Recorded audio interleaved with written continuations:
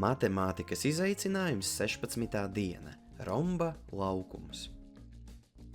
Rombs ir tāds paralelograms, kura visas malas ir vienādas. Tehniski tā laukumu mēs varam sarēķināt, izmantojot paralelograma laukuma formulu, kuru ieguvām izaicinājuma 14. dienā. Taču rombam ir viens interesants veids, kā to var pārtaisīt par taisnstūri, tātad ir viens interesants veids, kā tam var izrēķināt laukumu. Novilksim romba diagonāles. Nosauksim tās D1 un D2. Romba diagonālēm ir īpašība, krustojoties tās veidot taisnu leņķi, un mēs redzam, ka viss rombs sadalās 4 taisnleņķa trīsstūros. Tagad trīsstūrus, no kuriem sastāv rombs, pārliksim tā, lai tie izveidotu taisnstūri. Mēs varam ieraudzīt, ka vienas taisnstūra malas garums sakrīt ar diagonāli D1.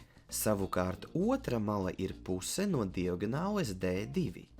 Rakstīsim to kā D2 dalīts ar 2. Taisnstūra laukumu, kā jau parasti, rēķina reizinot malu ar malu. Sareizināsim šī taisnstūra malas un iegūsim. S ir D1 reiz D2 otrās, ko var uzrakstīt skaistāk kā D1 reiz D2 dalīts ar 2. Hei, vēlējos tev ātri atgādināt, ka jau šo sestdienu notiks jauno fiziķu skolas 16. sezonas 2. nodarbība. Paspēj pieteikties, kamēr vēl ir vietas.